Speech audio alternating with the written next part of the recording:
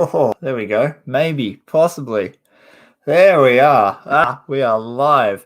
What's up, everyone? Chris here from VoGus Prospecting. If you're new to the channel, a big warm welcome. And if you're an old moldy hat like I ain't wearing inside, welcome back. I'm going to get one thing out of the way straight away, and that's this guy over here. Grizzly, come here, buddy. He's fighting me, but he's good and he's well and he's okay. So no one stress. I'll tell you all about that story in the very near future.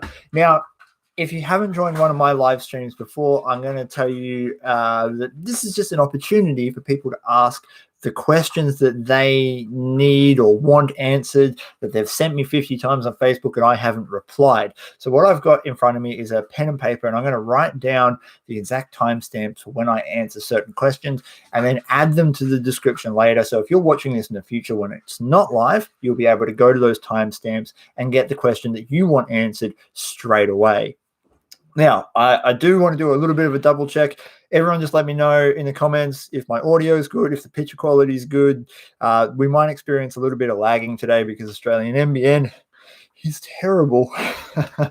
So we're just going to give it a little bit of time until I see someone come up saying that your audio is good and whatnot. And hello to everyone. Oh my God, so many comments. Cool. Everyone's saying it's all good. That's exactly what we want. Right. So AMA, I thought this would be a really cool thing to do for everyone who's in lockdown. So right across the world, quite clearly, there is a lot of really full-on stuff happening, and some of us are quite bored in our homes. And I don't really want to go too much into it because it's been bombarded to us every single day about this virus. And I think we all get the general gist of the idea, but I did want to touch on one really quick basic thing around it. Now, a lot of people I've seen on the forums say, oh, I'm going to self-isolate in the bush and it's going to be fine. Now, my personal situation is pretty easy. I live very close to the goldfields. I can get in my car, drive completely alone to the goldfields, do my prospecting completely alone and come back, and I pose zero risk to anyone. But this might not be true for you guys, because I know a lot of people that follow my channel live multiple hours away or quite some distance away from the goldfields that they go to. So to get there would mean petrol and buying food and interacting with the general public, and that's the problem. So if you have to do that, don't do it. Just don't do it for now. You know, it's going to come good eventually. So just pause, you know, fix all your gear that needs fixing, go through the cons that need cleaning that are in your shed, you do research, do all those sort of things, and just hold off a little bit, because as a whole, in general, we can really get a handle on this, especially in Australia, because we're an island. We can really get ahead of this, and it will ultimately help protect people. So that's my only thing that I really want to talk about the virus at this stage. I've got videos coming up where I have been out prospecting. So when I'm in lockdown, because I'm assuming that the restrictions are going to get even harder, that I have some content to put out. So they're going to be pretty cool. I did gash my hand open yesterday when I was out with Grizzly, who also got bitten by a snake. So let's do that story first before we jump into the questions. Holy crap, Grizzly got bitten by a snake. I was walking back to the car, and normally I have my shovel and I bang it side to side on the grass and logs as I'm walking out. And I was doing that, but this time Grizzly was ahead of me, and normally he's standing behind me. And so he got out into this wide open flat section of rock. Now, normally these wide open flat sections of rock are really easy to see over. You can cast an eye over them and not have to worry about not having to worry about accidentally bumping into something. But in this case, by the time I got out of the long grass and looked up, Grizzly was eye to eye with an eastern brown snake. And I mean, like, Grizzly's a tall dog, and the snake was right in front of him. It was like this, and it had arced up and it had flared out. And as I looked up, I told Grizzly to stop, because I just wanted him to be like no threat to that snake. And he just paused. Grizzly just stood stock still, and the snake went whack on his face. And I didn't know if it was like a warning. Like, I couldn't quite tell if it had hit or what had happened. So I checked him out and I tore out of the bush and I got him to a vet, and that vet was useless. So I had to go to another vet, and I got him checked out, and everything was all good. He was under observation for like 6 hours, but it was he either got dry bit, or he got like punched by the snake. He definitely made contact, but I don't know if he got bit with no venom or the snake just sort of like pecked at him. Oh my God. Full on. So that's the only time that's ever happened to Grizzly. And he was a really good boy. He listened to all my commands. The snake went one way, Grizzly went the other way. And I think it's got a lot to do with what I think is really interesting. I'm an avid people watcher and an avid animal people watcher, and like how they interact. And it's interesting then to take those and observe animals interacting with animals. And Grizzly's always been a very gentle natured dog. He saved my life, and he's looked after heaps and heaps and heaps of my friends. I watch him sort of react to their emotions, especially because I hang out with a lot of people that have the same thing I have, right? PTSD. So he's very in tune with it. And I don't know if other animals can kind of pick it up, that the snake kind of figured that Grizzly wasn't really a threat to him. So they both went on their own ways, and it was all good. Are brown snakes poisonous? I just saw Rick's question. Yes, very, very, very toxic. They they kill people. They're not the most pleasant snake to run into in the bush. I haven't been reading any of those comments because I've been looking at the camera. I'm not going to try and catch up on all them. So hello to everyone that's here. I can see a couple of Green Mountain gold traps that's highlighted.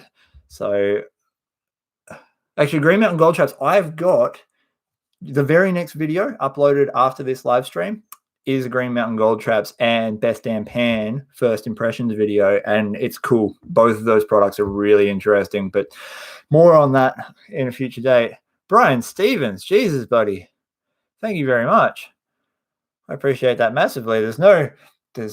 You don't have to send me money. I'm going to put that out there, but thank you very much. It's massively appreciated, especially in this sort of time. YouTube is one of my jobs, and there has been a very steep decrease in the income that I get from it. And so we've all got to support each other at this time. Lots of people have lost their jobs, and lots of people are struggling financially. So even though we're meant to be self-isolating and whatnot, if you are able to inject money into your local community, doing so will be a massive help to a lot of people. We are going to jump straight into the questions. These are the questions. I put them up on YouTube and on Facebook. And over this session, hopefully we're going to answer tons and tons of your questions. I've lost my bit of paper. Very professional live stream this is. It's a very professional one. I think it's behind it. No, it's not. Wow. Right. So where are we at? We're at 8:04. That's when the questions actually start.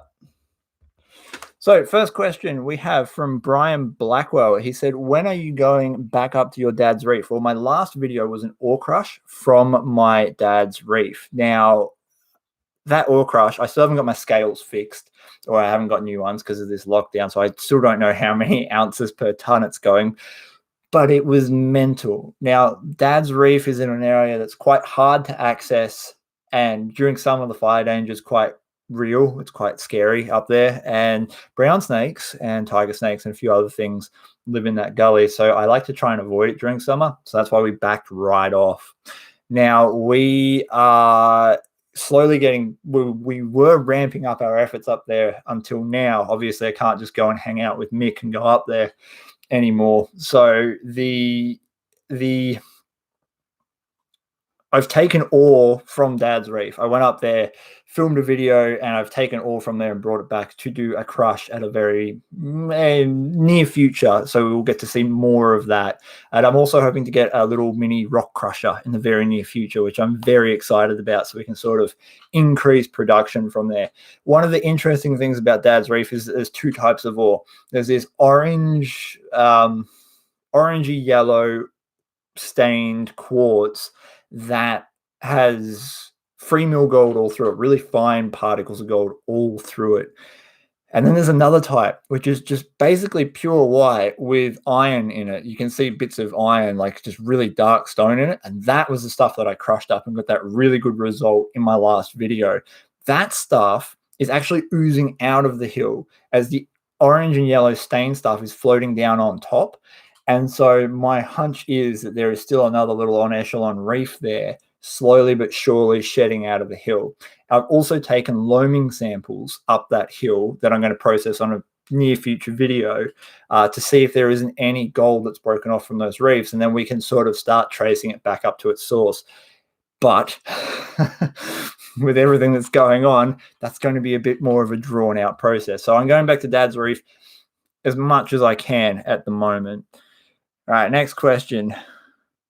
Yes, Clint Doolittle asked exactly what I just answered. Chris, when are you and Mick going back up to your dad's reef? Are we planning on working on a larger scale other than metal detecting? Yes, we are. We really want to get up there and prospect it on a much larger scale. Next summer, I'm looking at investing in a dry washer because I want to process if there's dirt on that mountainside from my loaming samples. I want to go back up there with a dry washer, process that hillside, and then hopefully we'll be able to do the loaming samples to the source. And that's what I really, really, really, really want to get done, because no one's processed the dirt on the side of that hill. It would be amazing. All right, next one. I'm trying to keep up with everything here. I need an assistant. That's what I need. Yeah, my scales are rooted, man. I get some gold USA mining. Try and recalibrate. No, my scales are like 10 years old. And I used to use them for archery, and they've been banged around and moved to about a dozen different houses. So they're not fixable, unfortunately. Oh yes, okay, Darren Norman. I'm going to write this down because this is an important one. 11:50, and we've got Instagram. Okay, Instagram's a funny story. I'm locked out of my account for reasons I don't understand, and nothing I have tried will let me get back in. It's been like that for some time. Do not go to VoGus Prospecting Instagram. If you want to if you use Instagram and you want to do it, look up Light Thief Photography. That's my Instagram that I'm using really consistently. I've got to change the links and stuff in my descriptions and whatnot. So I do apologize for anyone who might be sending me messages on Instagram and not getting a reply back. So Light Thief Photography, I will link that in the description after this video. Light Thief Photography. There we go. So yeah, that's I don't know why. I do not know why it did that to me, why it locked me out. It was very frustrating. All right. If I pronounce your name wrong, I apologize. Ryan Duncan, Rylan, R-Y-L-A-N. Now I'm going to go with Rylan. Rylan Duncan. I've been looking at high bankers, specifically a gold hog piglet. Do you think it's worth spending that good chunk of change, or should I try to rig up something like Dan Hurd uses? And is it worth the hassle when manufacturing one is pretty much ready to go? Okay. So what we got? 1327. High bankers. Now, it has to be said, I'm an enthusiastic amateur when it comes to mining and gold prospecting. I love the adventure and looking for and experimenting. So most of the videos on my channel that you'll watch are usually put forth because I have a question that either I want answered or one of you guys has put forth that I think would be very interesting to experiment with. And we go out and we set situations up to see what the truth of the matter is, because there's all these faux pas in gold prospecting. It's like, oh, you've got a mine on the inside bend and there's nothing on the outside bend and blah, blah, blah. But in my experiments, I found that most of them are not true, right? So high banking is one of these things. You're going to have a million different opinions from a million different people. What I've learned in my time doing this is that you really have to tailor your equipment to your area. If you're dealing with heaps of tin and ironstone, like heaps of it, and it's really dense and heavy, because sometimes you can get heaps of tin, but it's really not that dense. It sounds stupid. I guess maybe it's to do with the particle size or whatever, but it clears out of cells, so you can change your you can sort of change your setup around. So you need to tailor what you're using to the area that you're working. Got lots of clay, you probably want a trommel. Got lots of ironstone and black sands and whatnot, you probably want like a vortex mat system because they will self-clear a lot better. If you're running river gravels and whatnot, perhaps using expanded mesh would be really good. When it comes to building your own equipment, you got to take not only that into account, but also like your ability and stuff. Like I would never build a high banker because I'm spud engineering. I'm really crap at building things. So it would take me a lot longer. It would cost me a lot more. And then if you can't build it out of things like aluminium that are lighter or even plastic, I know some people have gone the route of using CBS or something, some sort of really hard, dense plastic. They've got the technology and the skills there to make it. They make awesome products for themselves. Those sort of if you have those abilities and you have that sort of material knowledge and whatnot, it can be really beneficial because you can get exactly what you want. But if you're like me and you're spud engineering, it's probably better just to go and buy something that someone's already thought about everything already. All right, let's have a look at some of these questions up here. Like I said, I'm finding it difficult to read all these comments as they scroll up and I talk a lot. And the other thing on high bankers, I suppose, as well, is look at what you actually want to do, because so many people fall into the trap of thinking that moving more dirt is going to get you more gold.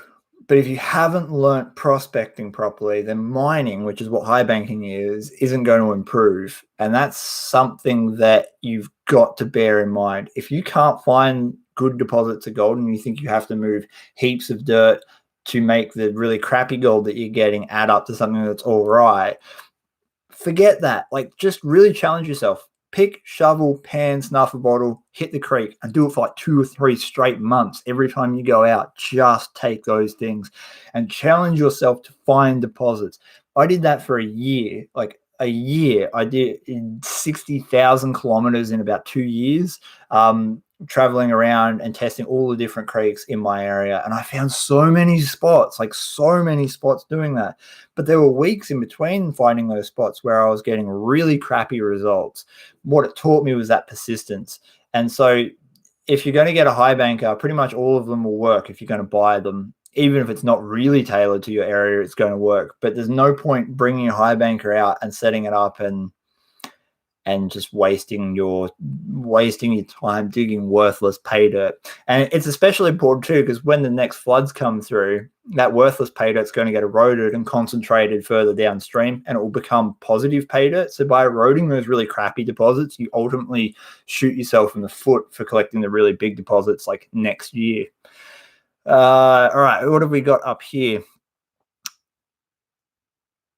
Timothy Finlayson. I do watch Gold Rush, and I'm saving up the Parker's Trail episodes so I can binge watch them all in one big hit. So I know he's in Australia, and I'm very, very keen to see it. I saw somewhere here it was Ben. Cheers, buddy. No, I haven't detected my backyard yet. I'm saving that for obvious reasons.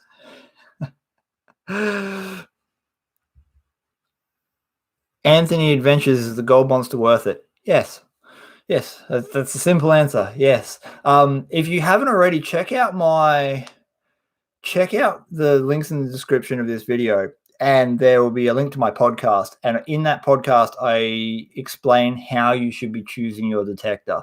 And what this does is it gets you thinking not about personal opinions on detectors, because I could give you an opinion on the gold monster or the SDC or the 5000 or a macro or whatever. I could give you an opinion, but then there will be 10 people that disagree with me as well. And they will also have valid points for why they disagree with me. What this podcast was about, or I talked about choosing your detector, was how to logically look at what you're doing to tailor your equipment to you. without opinion. So just based in fact and what you want to do. So go and listen to that podcast. It's only like 15 minutes long, and it's really, really worth it. So we're going to say that was about 18 minutes.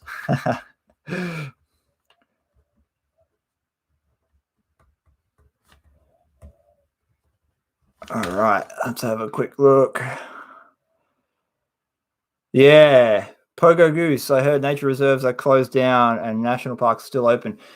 In Australia, they have closed anywhere you can congregate. So picnic areas, barbecues, playgrounds, places like that, you can't go there. You're not allowed. You're not allowed to camp. You're not allowed to do anything. That doesn't mean you can't go for a hike. But don't stop at a petrol station. Don't stop at a food store. That's what they're asking you to do. If you're going for a hike, you just go for a hike.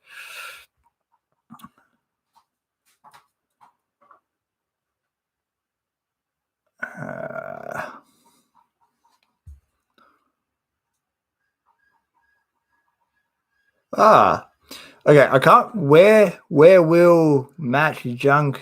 Thank you. That's a complicated name. I'm having issues with my expanded mesh folding over. Do they sell rigs to hold it down without the bulky riffles? Yeah, we used L brackets. So in your sluice, that's the bottom of your sluice. That's the wall of your sluice. Your carpet and expanded mesh sits in here. On this wall, you screw in an L bracket that swings, and then you just push your L bracket down, and it pushes everything down, your mat and whatnot, and you can get rid of your expanded mesh. That's how you do it. Wayno, the biggest piece of gold I've personally found was 3.81 grams, although my scales could have been wrong. So I don't know. But the biggest piece I've ever got to hold was in the Golden Triangle, and that was 155 ounces. That was a big piece of gold. That was a really, really big piece of gold. Is there any plan to make a world tour? No, not really. I want to go back over and visit Paulie again. I want to go sniping with him and do a few things like that. But generally speaking, I'm pretty happy where I am at the moment, especially now I can't travel, and God knows how long it's going to take before we can travel. Now, on a thing, I just saw someone mention I could mail you a scale if that would help. I can get a scale, man. I just gotta get out and actually get it. Something I wanted to mention is I haven't done a mail time since forever, and I am going to do that very soon. So if you've sent me something, you're like, when the hell is he going to do it? Very soon. I've just been slack because I've had a lot of stuff on, and it's one of those things like you go to do it and you just don't end up doing it. When are you going to do a trip to New Zealand? I've been to New Zealand 3 times, I think, and I never prospected for gold, so I'm going to have to do that because there's a couple of subscribers I've got over there that find mad gold. They send me pictures of it, and I'm like, oh, I'm coming to do some pans with you. All right, we're going to get back to more of these YouTube questions we've got down here. Yeah. So a lot of people are asking if my dad's reef area is leased. The short answer is it's not. And I don't really want to take out a lease because I know a couple of people who have done it, and it cost them $500,000 to peg and do everything else, and I'm not up for that. It's not a business for me in that sense. So nah, I don't really want to peg it, and I don't really want to have to go through all that hassle. There is so much there's so much ground in Australia to cover when it comes to gold mining, and so it's very unlikely that someone's going to accidentally stumble across this place. It's really remote and quite difficult to get to. And I'm very happy about that. It stayed as it was since the 70s. So I'm pretty confident that in the near future, no one's going to accidentally just happen across it. I got Heath Dotty. How are things going with the recovery steps from the fires? The loss of wildlife was huge. Yeah, so I hope you're all ready for a bit of a rant.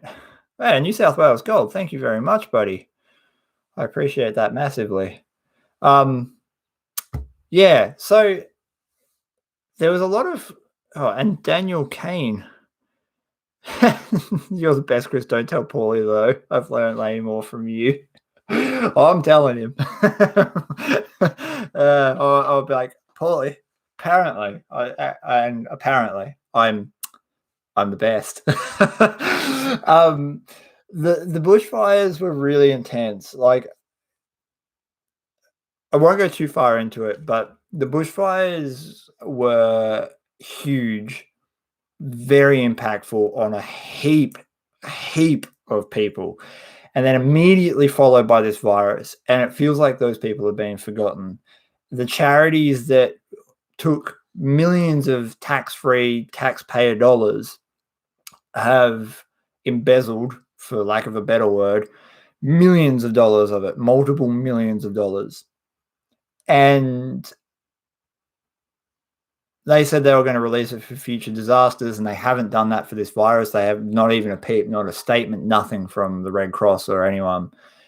And it hurts because I was really confident about raising money and making help for some of these people. And I knew what happened on Black Saturday, which was a lot of money went missing. We raised tens of millions and all that money went missing as well. And I thought it would be different this time. It would be more accountability.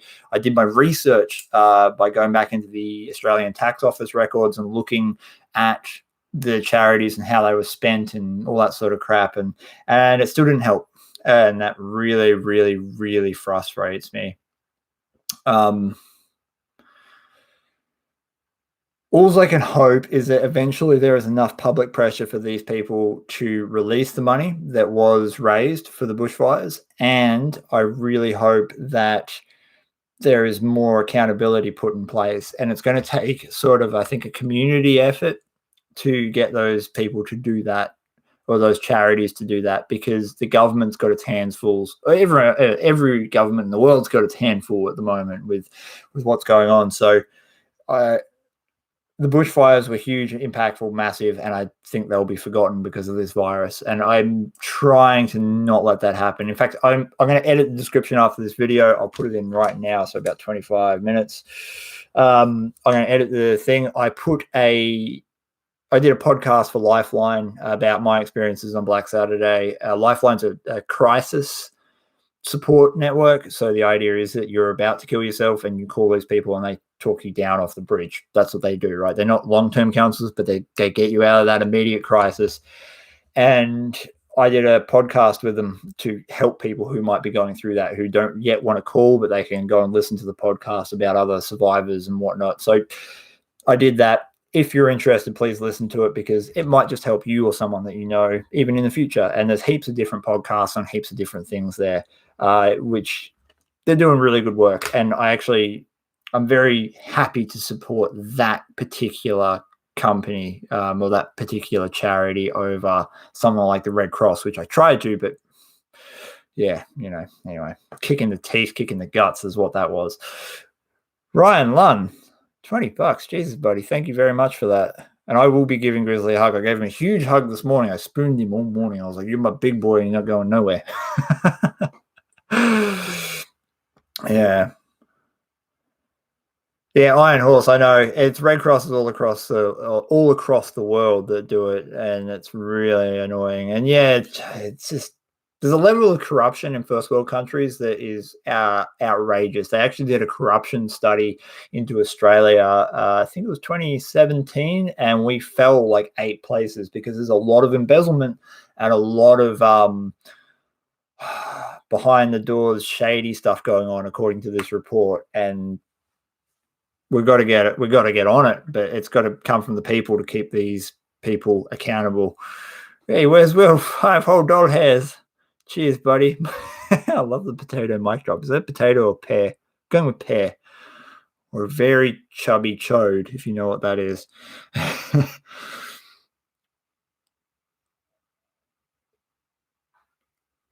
All right, I have a question about gold travel. This comes from Paul Corrimer. I've heard sharper gold, but close to the source. What's your thoughts? This is a let's do this. This is something I've been wanting to talk about in a long format for ages. So 2940 gold travel. Gold traveling. This is not true of all deposits, so take this with a grain of salt.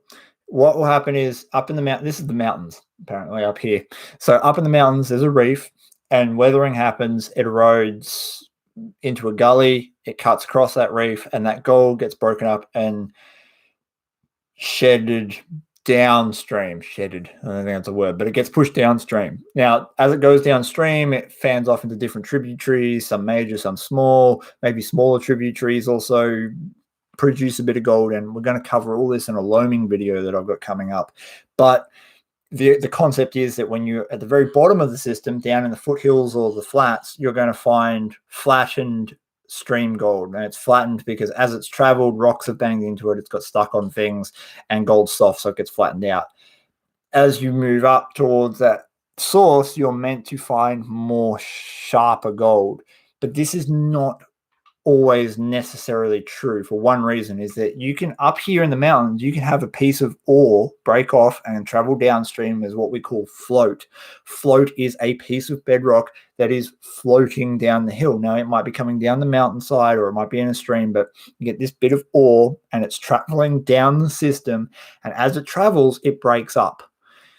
But it might be big enough or dense enough to break up very gradually. And that means that even though the reef system up here is shedding very sharp gold, that piece of ore might get to here before it breaks up and releases a bit of gold that can be very sharp. So you can get sharp gold spread through the whole system. And I've had this happen multiple times on trips where you find specimens that have quite clearly traveled almost no distance at all, but you know from historical records or your own ground research that you are many kilometers away from the actual reef sources or the lode sources. So that traveling can be really misleading. There's a way around that to identify where it's actually coming from.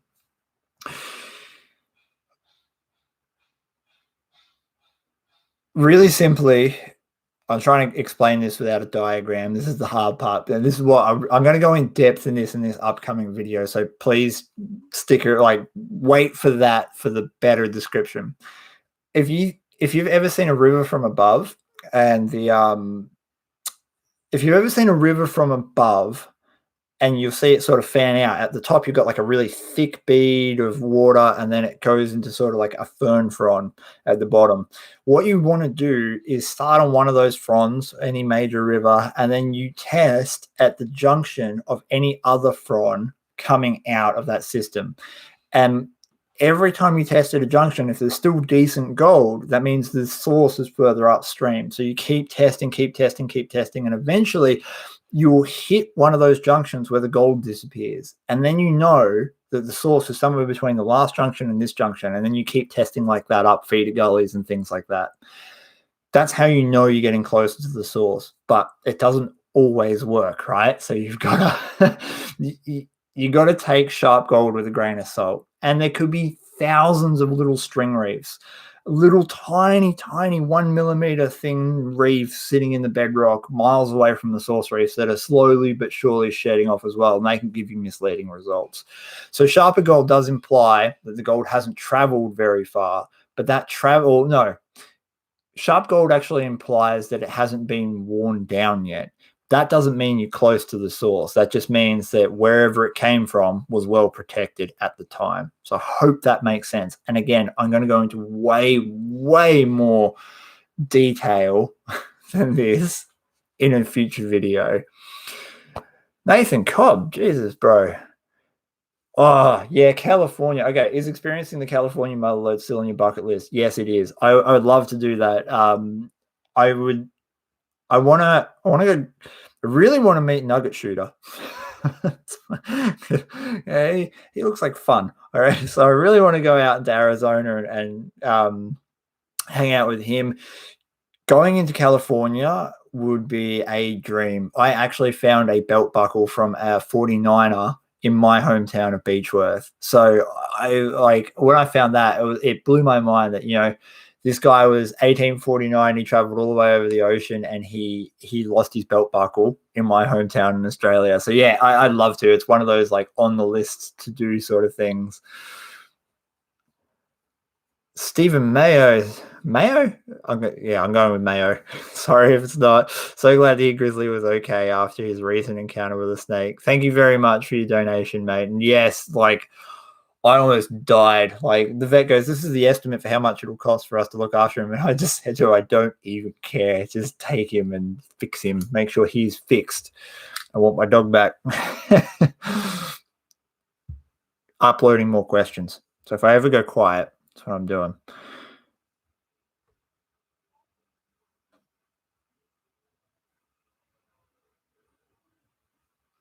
I got Terry Sepinka Jr.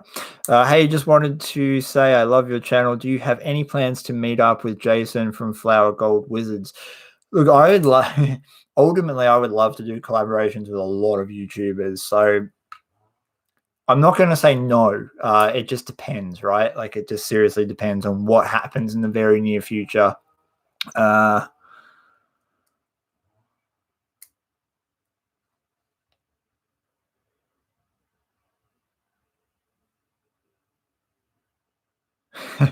Liam Beckett, since I probably missed this, I just wanted to ask if you have ever run two sluices at the same time. I don't know what you mean by two sluices at the same time. I've stacked multiple sluices in front of each other, like heaps and heaps of times, but never like side by side. I'd rather just have a longer one.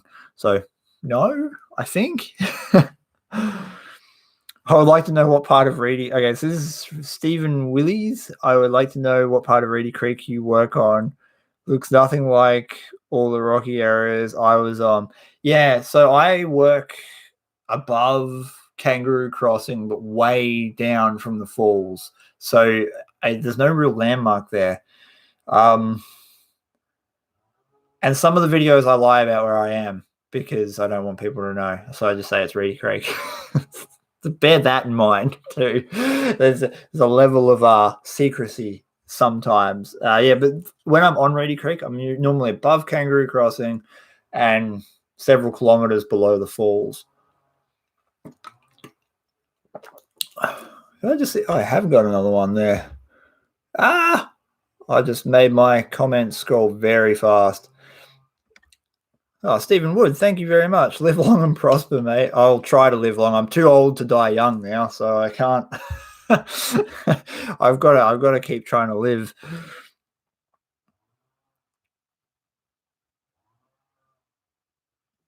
Okay, I like this. Big Boy Gym Gaming. What would you recommend to crush using quartz if you don't have a dolly pot? A dolly pot. Seriously, go and get yourself a dolly pot. You don't need to get a full-sized one. That's the thing. Let's talk about dolly pots. Let's do that. $37.50.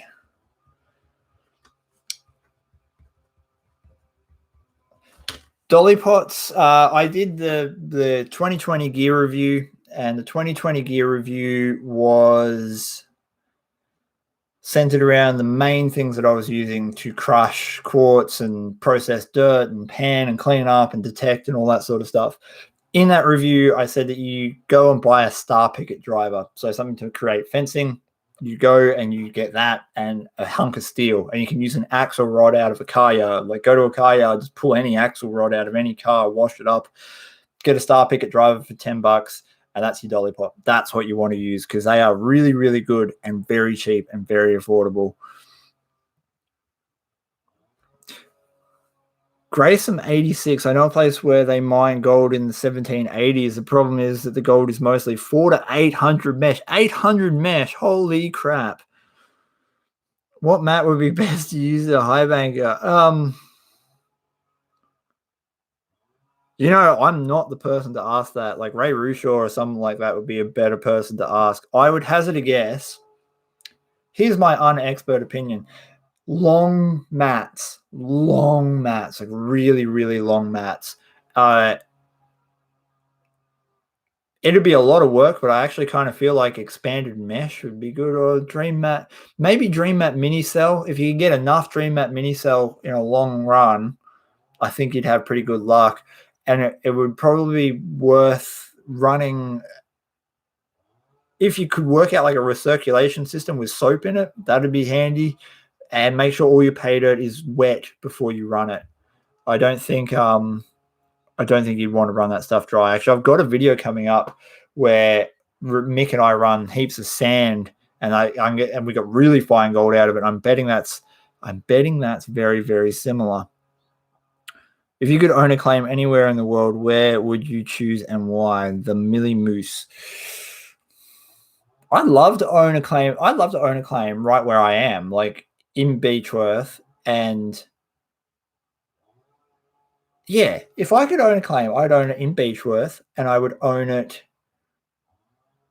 to do alluvial sluicing, because I know places that go multiple grams a meter, and shoveling by hand's a pain in the ass, but shoveling by an excavator, woo, buddy. Wayno, no, I've never used silicon mats. I just saw that pop up there. Everyone keeps asking me about them. I don't. If someone has a link to silicon mats, can you send it to me on my Facebook page? I'd love to actually see what everyone is talking about there, because I don't know what they are and I've never used them. So yeah, more questions. We're gonna find them. Oh,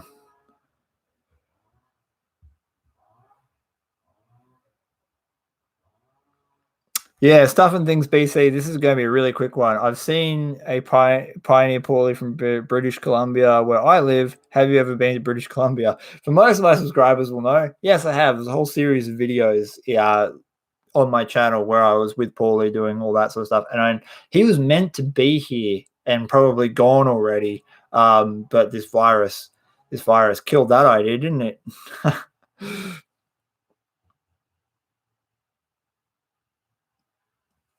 All right. Jeremy Larkins asked a very similar question to the Reef Gold one, which was, do you find wire gold closer to the main source? I'm assuming, like, I know what wire gold is, but I'm assuming wire gold is more just how sometimes gold forms in the rock. I don't think it's got anything to do with its proximity to the source, although I could be really, really wrong on that. We need Steve here. I don't know is the short answer. Wire gold's cool. Like, it's cool, but I don't know about its relationship to loads and how the proximity of it. And we've got Anthony Adventures. Which metal detector you like most for finding gold?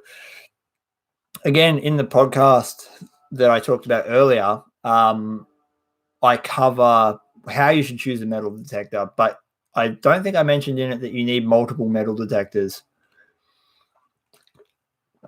because there are pieces of ore we picked up at Dad's Reef that we put the SDC over and it didn't register them, but you put the gold monster over and it screams. And so using a combination of 2 or more metal detectors to clean up an area is optimal, because if you've got one that punches really deep and it's decent at finding, grammars or whatnot quite far down, it's probably not likely to be able to pick up that super fine free mill gold that's dispersed throughout rocks, which is what the gold monster excels at. But the gold monster only goes down, 4 inches or something, which is not ideal when you're trying to hunt stuff that might be a foot down or more. So using a combination. So I don't really have favorites. I don't care what, like, I'm lucky that, Minelab sent me a SDC 2300. I was saving for one, but you might have an ATX and then you might have an ATX and a gold bug too, and it will work exactly the same as using an SDC and a gold monster. So make sure that you make sure you combine detectors, because that's how you're going to get the best out of both worlds. And if you're not doing that, you're probably likely to be missing things, especially if you think you've got everything with one machine. Go back over it with another machine, you'll find more. All right. Now I'm going to Facebook to see if there's any questions there. Derek Mackido. Any plans to come to Scotland? I'd love to go to Scotland. That'd be amazing. If I ever go to Scotland, I'll hit you up and we'll go out. It'll be good. Ben LePage. Does Zoe have her own detector? No, she doesn't.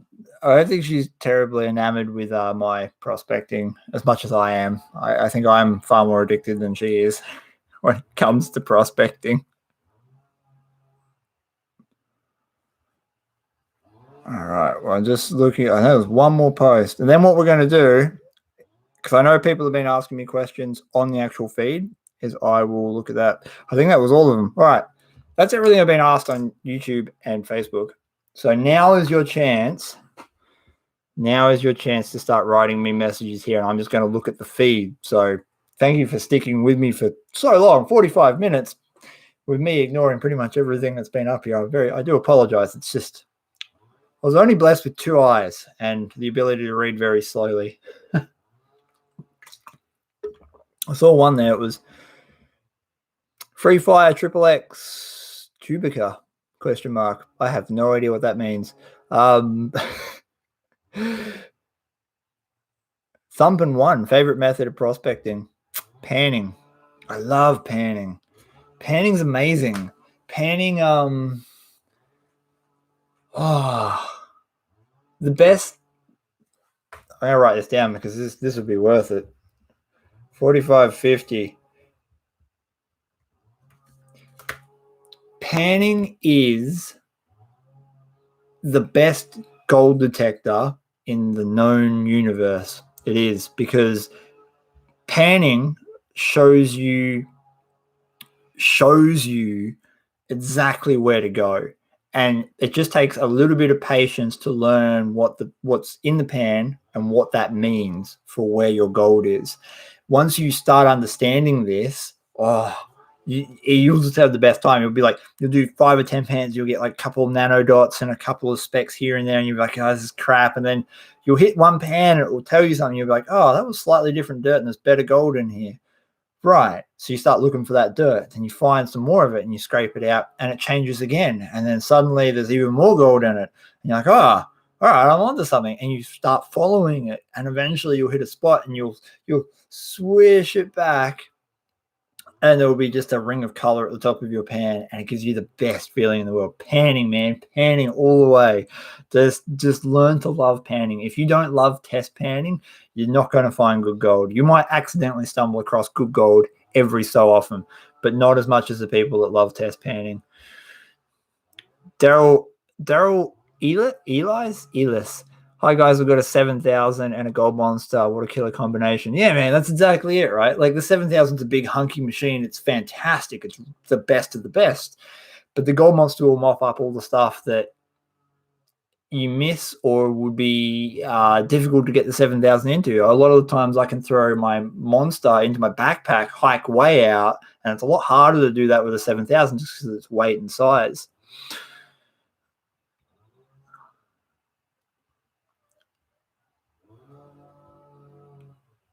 Hey mate, any chance you'd come to Queensland? I was meant to be there for the Carrara Nugget hunt in April, but that got cancelled. So I'm coming up for it when they relaunch it after this virus pisses off. So yeah, I'm coming up to Queensland. Don't you worry.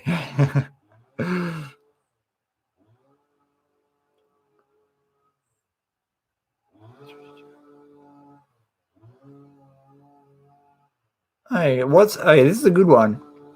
Brendan Gray, what's the best way to find spots to prospect? Every time I use maps and drive locations, it ends up being private property and I get frustrated. Oh, yeah. So I could tell you many stories about that. What have we got? 40. How to find spots.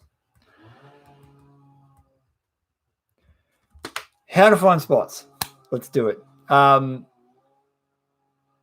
told people many times, just like you said, use maps and you might use Trove. I use Trove, which is a newspaper article database that gives you mining reports and names and locations and all that sort of stuff. I've made millions of videos on this, and so I won't cover that. You don't need to know about that, really. What you need to learn is persistence. Again, in my podcast has been a great platform for doing long-form chats about things. So this is why I keep pushing people towards it. I did this thing called Failing Your Way to Gold. Now, all I can give you is something called Embrace the Grind. The more you go out and you get frustrated by learning it's on private property or whatever, the more you'll start learning to take a bit more of a risk, because you've got two choices. You can either stay frustrated and not get access to these places, or you can do something about it. Doing something about it means that you get there, it's on private property, you go, stuff it, drive up to the house, knock on their door and say, hi, I'm a local gold prospector.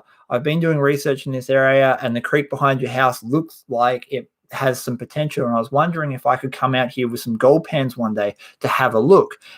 More often than not, if you get a no, it's just going to be a very polite, no, I don't really want that. And you go, okay, no worries, thank you very much for your time. And you go to his neighbor's house and you ask. Or they're going to say yes and you get access. Don't be afraid of it. People are generally pretty good. People are usually pretty kind and nice about that. And usually, if they're not into it themselves, they might be very excited to have some gold prospector come on their property and have a look. So just because it's on private property doesn't mean that you're locked out forever. Risk it. Go and knock on their door and say g'day. And you never know what might happen. You never know. You might get the best possible spot of your life because it is locked up on private property and everyone else has been too afraid to ask. And remember, confidence isn't a thing that you have. It's a thing you portray. So you can still feel fear and nerves and all that sort of stuff. But if you portray confidence, fake it, which is what everyone pretty much does, then you'll be all right. So go for it. That's how you get spots. And so you're doing all the right things. You just got to do that last step.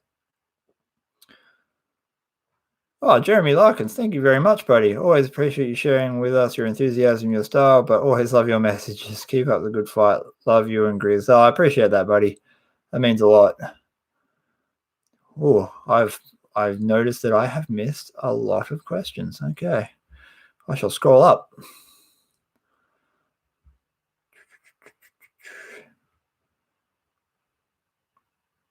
What size perforation plate do you have in your high banker and why? Now that from Tucky Boy is a good question.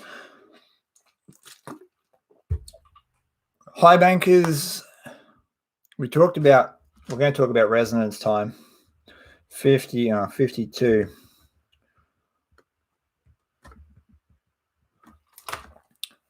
Your perf plate in your high banker is key and instrumental in making sure that your mat clears properly and that your resonance time of your dirt is long enough. Resonance time is how long the dirt stays in contact with the water flow. If it's too big, it'll let the dirt through before the gold has been liberated from the soil. So especially if you're working clays and that, you want the dirt to spend longer in your hopper than what you would if you wanted, say, something like sand, which will get wet quite quickly and then go through the holes and disappear down your mat. So you need to get a fine balance. I use 1/8 inch, I think it is classified. They're only like that big for where I work. Sometimes I reduce that in places like Reedy Creek, where the gold is usually a very consistent size, but the black sands are quite coarse and I don't want as much black sand going down. I'll reduce the size to a very, very small mesh in my top hopper. Most of your gold capture actually, well, all of your gold that you capture in a high banker actually starts with the hopper. The hopper is your key thing because what that does, like I said before, is liberates your dirt.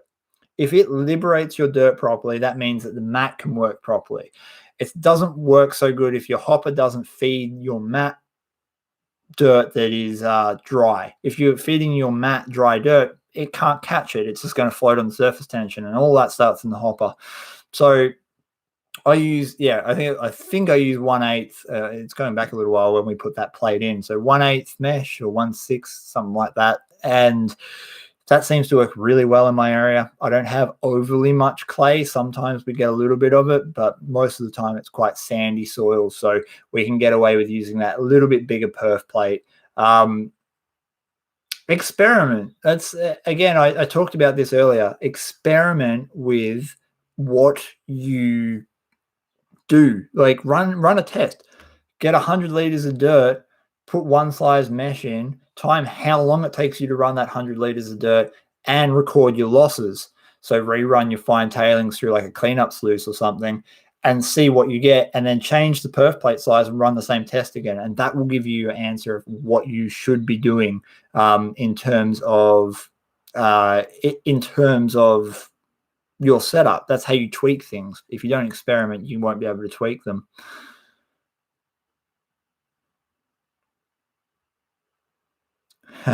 Brian Williams, hey Chris, went out the other day and got a heap of amalgam in the creek with the SDC. I'm going to burn it off at a later. Got any tips? Yeah, be really safe, and if you use a retort, because don't breathe it in at all. You don't want to be near it when it's burning. That's when it's dangerous, right? Mercury in your hands probably not going to do very much to you at all, but mercury that's burning in the fumes, that's what, yeah, just be super careful, man. And if you don't know what you're doing, take it to someone who does and get them to help you. Voodoo Tube, have I heard of Colorado Silver? No, I have not. You have to fill me up. Steve Willies, thanks for bringing Reedy to my attention. Found heaps in it. Yeah, there's heaps of gold there, bro. You can't miss on Reedy Creek. If you can't find gold on Reedy Creek, then you need to watch more of my videos and learn how to prospect, because there's heaps of it. Have I ever made my own gold mats? Yeah, I made one out of a Hessian bag and put it in my rocker box once. That was pretty good. That worked okay. Got John Wright saying, how am I doing? I'm doing okay. Not too bad. Still just fighting the good fight with PTSD symptoms after the bushfires. J-Dub, yeah, I want to come to California. I mentioned that before, but, you know, with this virus and everything else that's going on.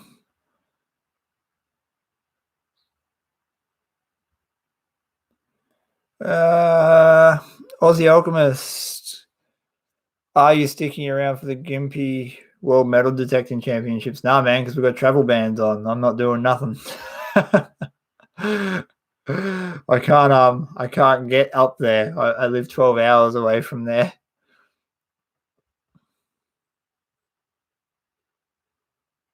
Oh, Craig, yes. Okay, Craig just brought up a really, really cool thing. Canoe or kayak in public lands. Take your gear and test pan everywhere. I've always wanted to take a canoe and go down the Buckland River. Dean Alexander, yeah, the Carrara Nugget hunt is on hold. It's been postponed to September, but we don't even know if it's going to go ahead then.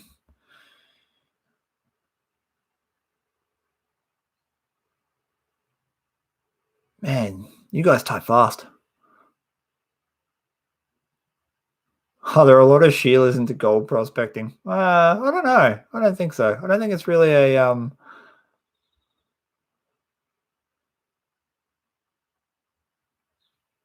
I don't think it's really a hobby that's conducive to bringing in ladies overly much, except for the really tough, cool ones that come join us.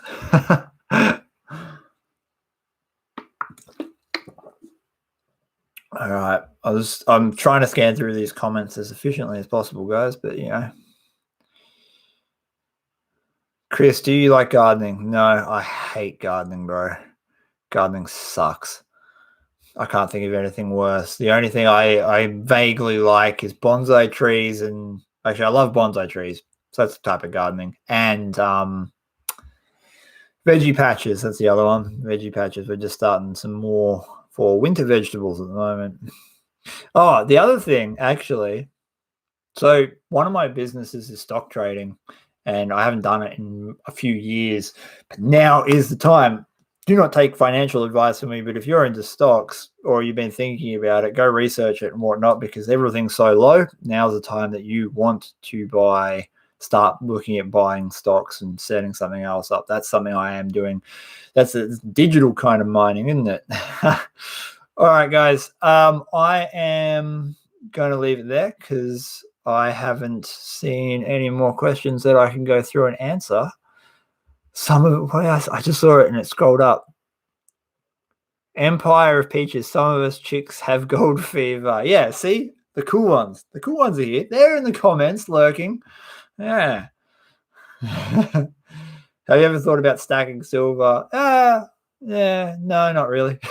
I don't mind silver. Silver's a bit of fun. My dad's got a heap of it that he gave to me. But it's sort of like a family keepsake. I don't really want to do anything other than have it as a family keepsake. So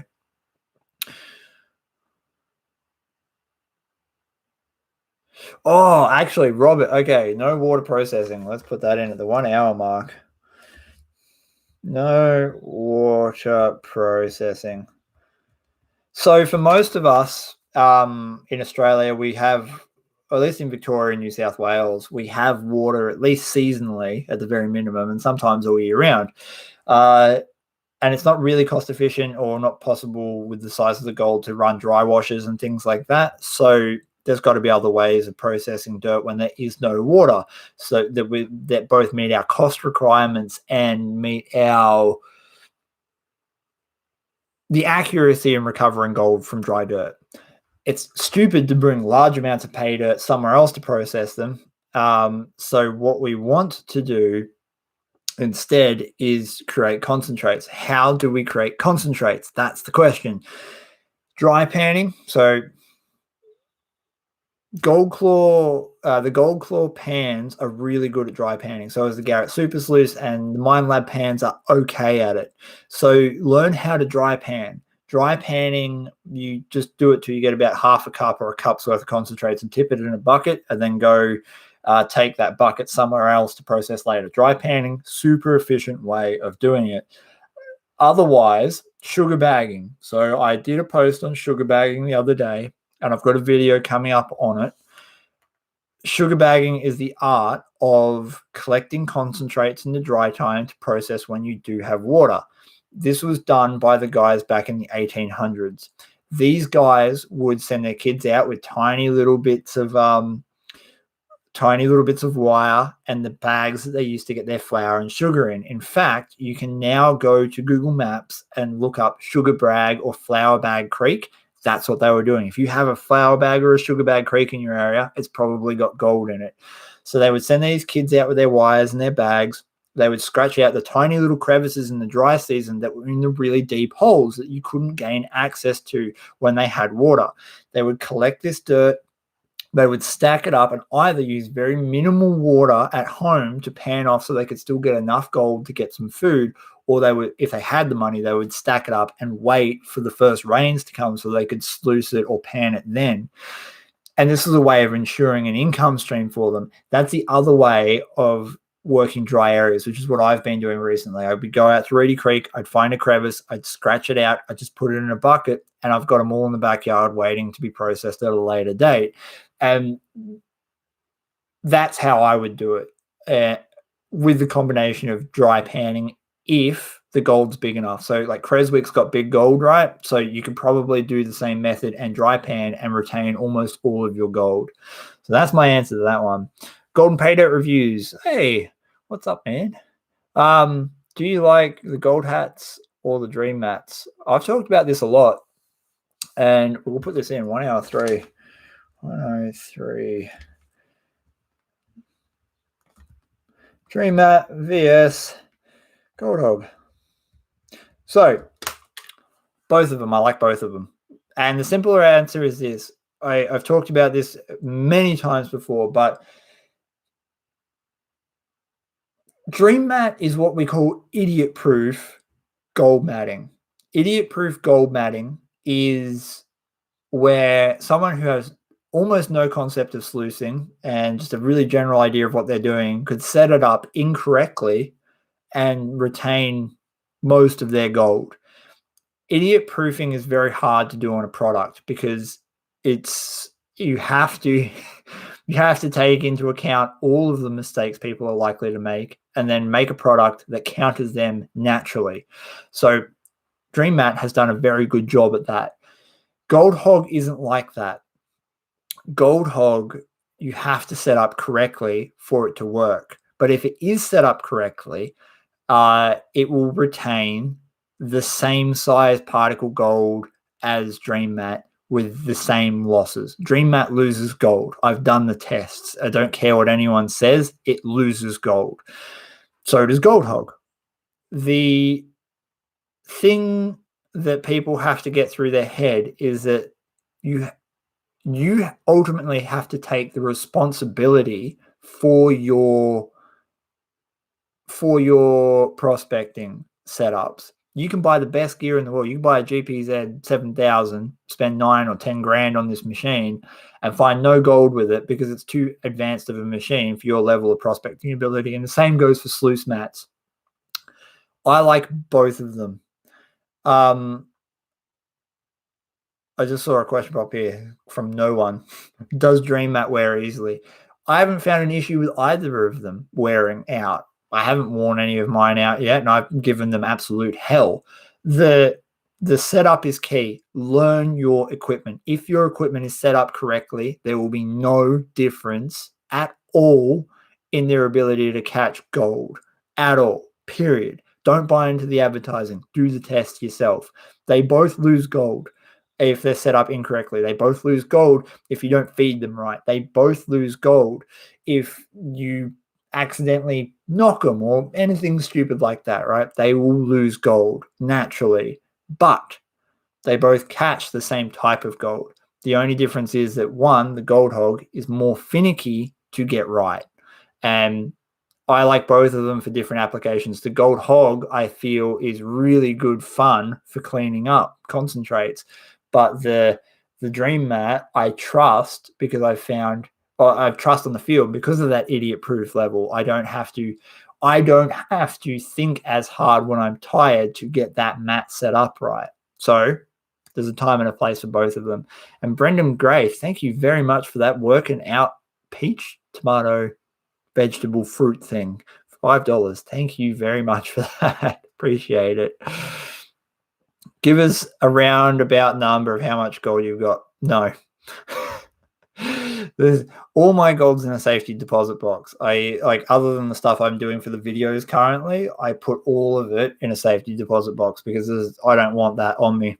I'd rather have it in a bank somewhere safe. And for that exact reason, that's why you don't do it. There's a lot of people out there who share their finds and show how much gold they've got, and they're putting themselves at risk because there's scumbags out there. So, you know, I put my gold away, and you should probably do the same if you've got a reasonable amount of it, especially now because it's a dangerous time. You know, you don't want that sort of thing happening to you or your family. It's not even about the gold. I just don't want anyone coming in here and hurting my dogs or Zoe or myself and whatnot. So yeah, there's a reason you keep that sort of thing quiet. And you know, I might only have an ounce because I might have sold a heap of it, but it doesn't matter because it's the perception. So just know, you come here, you're just going to find the end of a shotgun and and disappointment.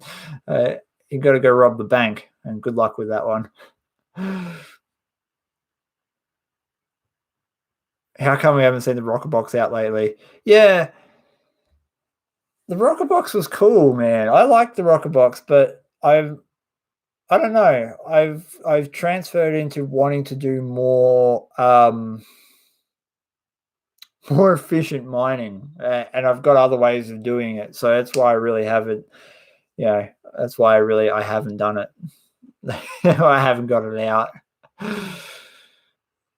Blender 0118. Yeah, Alaska. I would love to do that. I actually really want to go to, trying to think of the route.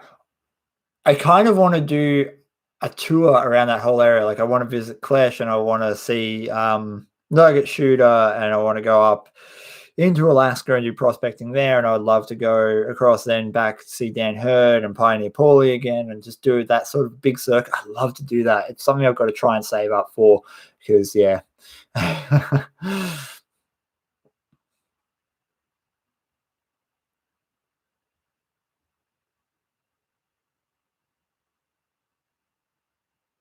Oh, I'm not going to sell my old rocker box. I got this from Dean Alexandra. My old rocker box is not. Yeah, it was made from a very close friend, so I'm gonna hold on to that thing. I will use it in the future. It's just that right now, meh. However, prospected around the Kalgoorlie area. No, I haven't. I have been there to just be a tourist, but I haven't actually prospected there. Anyone who hasn't tried a rocker box, actually, do it. It's worth it. It's good fun. It is good fun.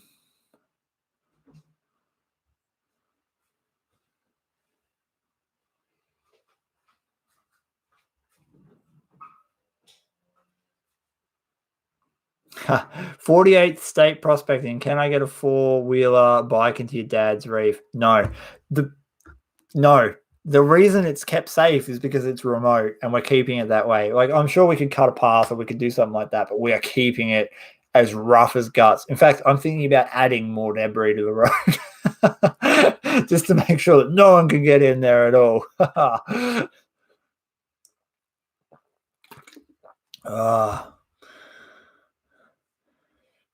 Yeah, and Joe, I'm not going to try and pronounce your last name because it's got a circle with a cross through it, and I'll mispronounce it very wrong.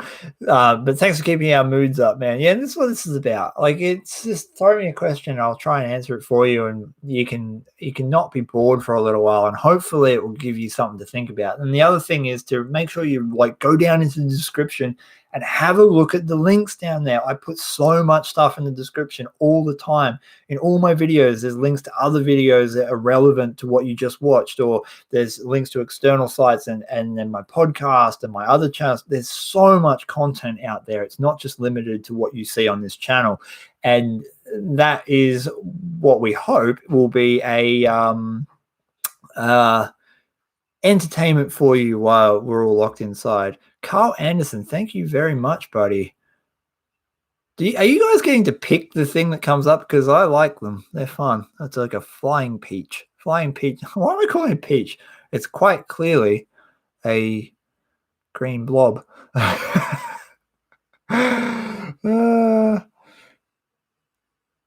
Alchemist, have you ever sold any of your gold? Yeah, I've sold some of my gold, because not recently, but I've sold some of my gold as pay dirt and whatnot, just to give people the opportunity to pan it.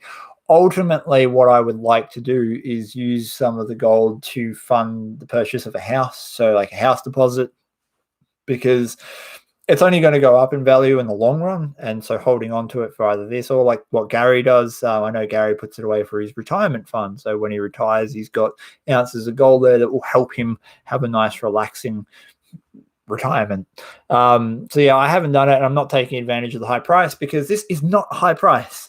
It's a high price for right now, but my prediction, I predicted about 12 months ago that gold would hit $2,500 an ounce around now, and it has for Australians.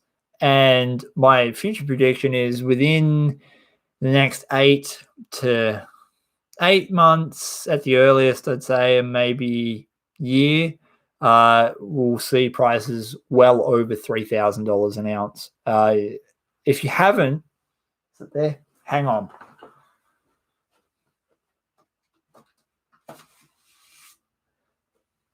For anyone who pays attention to my end of video things, you'll see a heap of books in my bookshelf. You should read all of those books, but this book right here, Gold by Matthew Hart. This book is what you need to read to understand how gold works in the markets. Go and read it. You've got time, download it. Maybe as an audiobook if you don't do it, but read this and you will understand that gold is going to go way further than where it is right now. Golden pay dirt reviews. You still use the Grizzly gold traps? So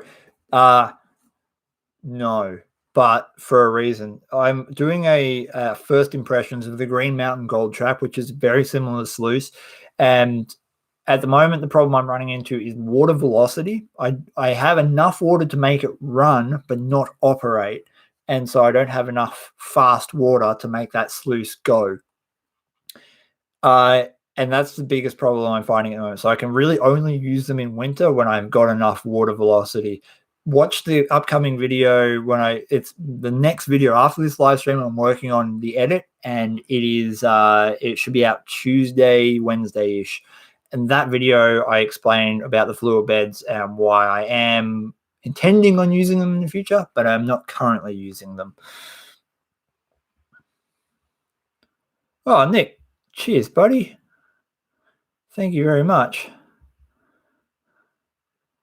Flying Potato Man. Yes, there you go. Flying Potato Man. Let's go with that. What does the phrase old baldy hat mean to you? Absolutely nothing. I just said it one day and it kind of stuck.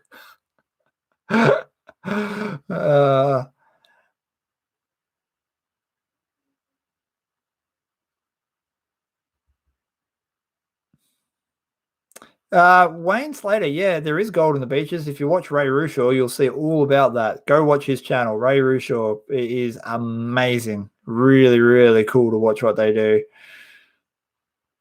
Has anyone heard about the documentary coming out called Atlas? No, I haven't. You have to fill us in.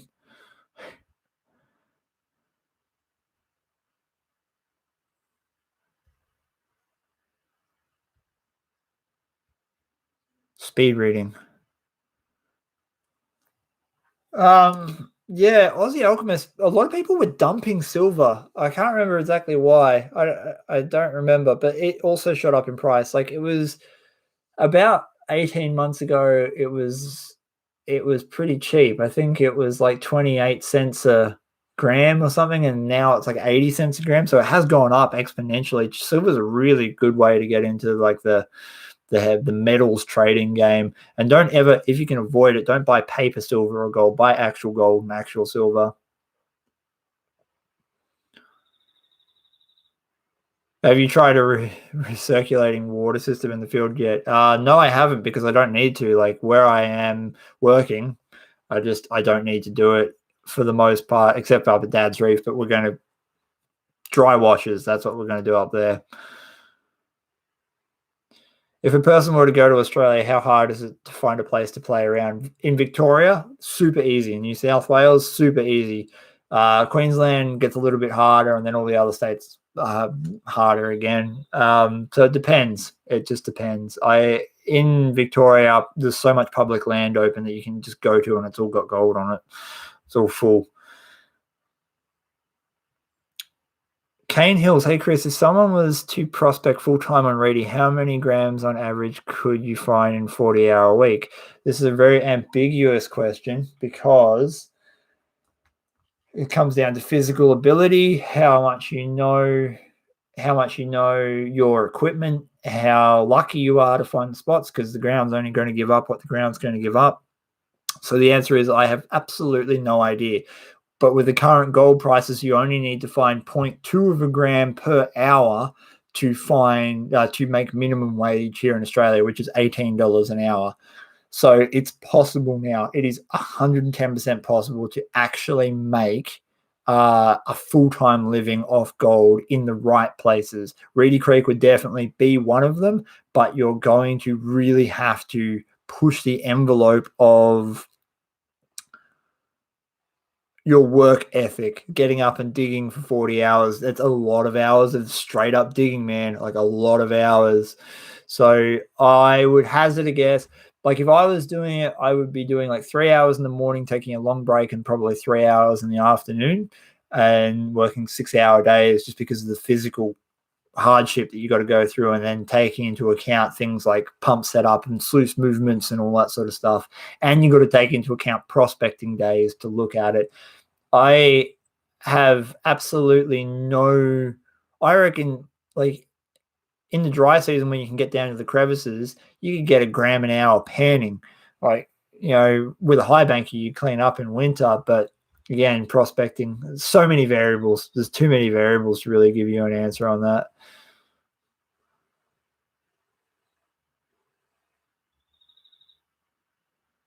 Oh, Jesus, John. Thank you very much. You got a rocket potato.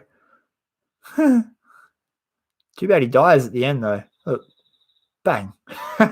Poor bastard. Thank you very much. I seriously appreciate it. It's a massive, massive help on my end. I mean, almost 100% of the money that I get off my Patreon account goes directly to things like petrol.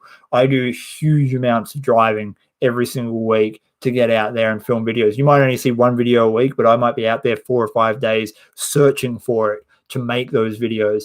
it's a lot. So all that stuff helps, especially now. Like I said right at the start, all my revenue off YouTube, which is one of my main businesses, has dropped through the floor because no one's advertising, right? So this thing is going to affect every single person on the planet, regardless. So, be kind where you can. Be kind. Zoe and I try and go out and get takeaway coffees from some of the local shops that we really like that are little family-owned businesses, and then that's important because that's going to help them in the long run. And people have looked after us in the same sort of way. And then, yeah, like the bushfires brought us all together, and this virus is trying to pull us apart. So come together alone. Make sure you don't touch anyone or go near anyone, but come together, support your community. It's well worth it. It is. And we'll get through this. We'll come out the other side. Have you ever thought about metal detecting for meteorites in the desert? Oh, bro. The last thing I want to do is go out and detect for iron. Can you imagine? The Australian bush is just full of scrap steel. It's horrible. John Wright, when you go see Dan and Paulie, can you let us? Yeah, I will, man. Next time I go over, I'll definitely let you guys know.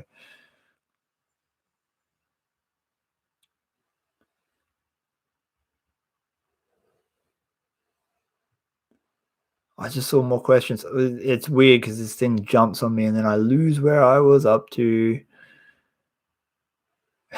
How long have I been growing my beard? Well, I've been cutting it as well because it gets all frayed and crap. But since 2017. Oh, Lester. I had a group of Americans come out.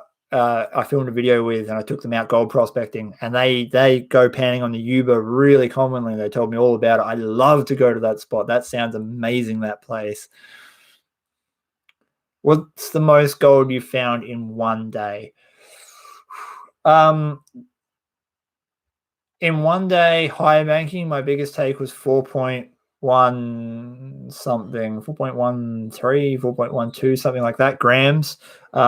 We can't dredge or anything here. If I could dredge, you'd see ounce cleanups. Like easy, you'd see ounce cleanups if I could dredge, but I can't. So the biggest one I got was just over 4 grams for one day, which I was pretty happy with. The biggest single piece was 3.81 grams. And I've had most of my days average about a gram. So if I go out, it's kind of hard to put in perspective too. Filming takes up so much of my time when I make videos. I usually find less. So on days where I work spots and I'm not filming, I will average somewhere between maybe a 0.8 and a 1.2 in that realm. The days that I film, I seem to average sort of a 0.6 to maybe a 0.8, somewhere in that range. And that's just, again, the time that I have to spend filming takes away from the time that I can process dirt.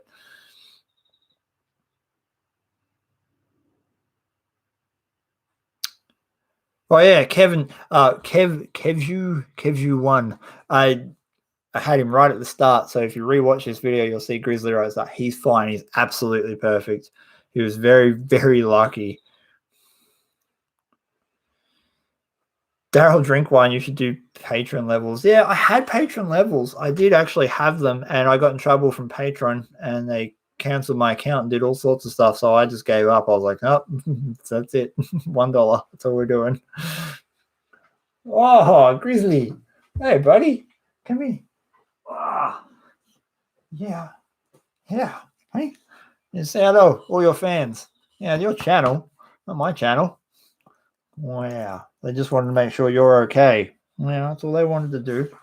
Okay. Goodbye. Oh, that's a look. He wants his frisbee. All right. Grizzly wants his frisbee. So I'm going to wrap up last couple of things, and then I'm going to go out and do that. Gold Digger D, I'm looking for a jaw crusher for fist-sized rocks, not above $300. Me too. If you find one, let me know. An aquarium 36, £5. Man, that's like $1 million in Australia. Thank you very much. I love it. Why is dredging so bad? I don't know. They outlawed it here in Australia in 91.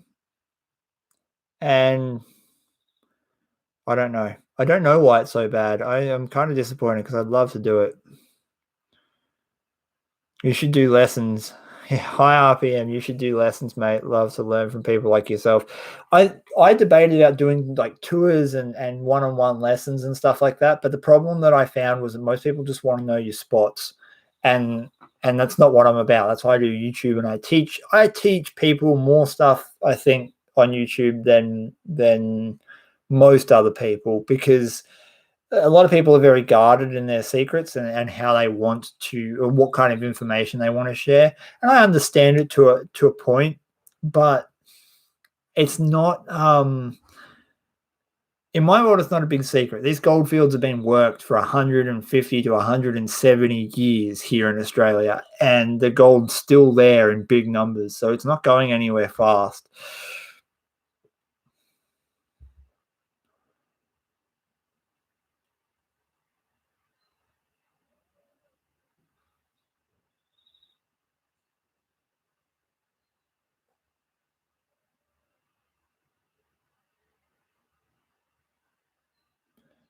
All right.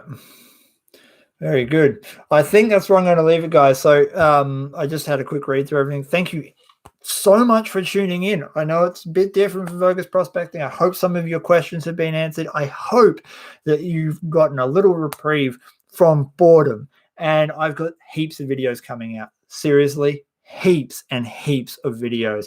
I have like 9 or 10 videos on my hard drive to produce on Dad's Reef, ore crushers, loaming samples, sluicing sessions, reviews, mail times coming up. Heaps. So stay tuned for that. Make sure that you hit the bell in the bottom corner so you don't miss out on any of those things. Check out the description below. There is so much information down there that might just get you some more of your questions answered, or some more content to keep the boredom staved off. Everyone that sent me messages, everyone that donated to the channel, thank you so much from the bottom of my heart. And remember, in this time, we really need to look after each other. At the moment, that means staying home. Don't be a dickhead and go out there and spread diseases, or accidentally catch it yourself and then spread it further. We don't want to do that. We all want to get back out in the bush as soon as possible. So if it's not safe for you to get in your car, drive straight there, see no one, touch no one, interact with no one, and come back, don't do it. It's that simple. Really, really simple. And in the very near future, we've got giveaways and stuff coming up. I've got the spinning magnet tool from Placid Tools that I'm giving away at the end of this month. It'll probably not be in this video, but the very next video. All you got to do to enter that competition is be subscribed to my channel. We have another giveaway coming up where I'm giving away a chunk of Dad's Reef at the end of next month. Again, all you've got to do is share my last video. You just got to share it. I'll link that in the description below. I'll even write it down so I remember to do that, which was link video to share for Dad's Reef. There we go. So you can win a chunk of Dad's Reef. This chunk, hang on. Wow. This one. Now, it's not as rich as the last one, I know that, but this is about the average of what we're getting. So you can crush it or you can keep it. I would personally keep it because it's cool. It's a legitimate chunk of ore. So you can win that at the end of next month, and all you got to do is share the last video that I uploaded. Right. After all that, hope you have a good one. Stay safe. Give your dog a scratch behind the ears for me. Peace. And I'm going to try and end this stream and not look like an idiot.